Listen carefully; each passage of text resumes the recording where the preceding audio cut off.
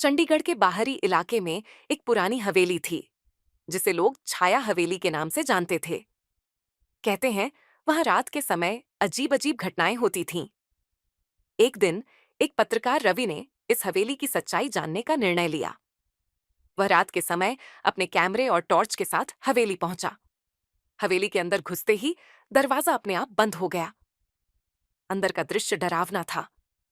दीवारों पर काई जमा हुई थी और चारों ओर सन्नाटा पसरा हुआ था। रवि ने कैमरा चालू किया और आगे बढ़ा।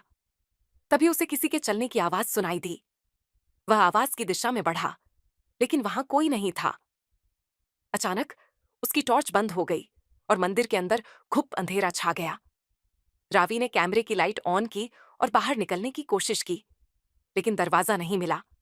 तभी उसे अपने पीछे किसी की सर्द सांसें महसूस हुईं।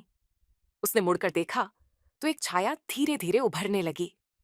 वह छाया एक महिला की थी, जिसके चेहरे पर खून के धब्बे थे और उसकी आंखें जल रही थीं। रवि की हिम्मत जवाब देने लगी। उसने दरवाजे को जोर से धक्का दिया, लेकिन वह नहीं खुला। अचानक एक ठंडी हवा का झोंका आया और हवेली के अंदर सभी मूर्तियां हिलने लगीं। रावी ने देखा कि उन मूर्तियों की आंखों से खून जैसा कुछ बह रहा था। अब रवि को समझ में आ गया था कि वह किसी खतरनाक जाल में फंस चुका है। अचानक एक तेज चीख की आवाज आई और रवि बेहोश हो गया। जब वह होश में आया तो वह अपने घर के बिस्तर पर था।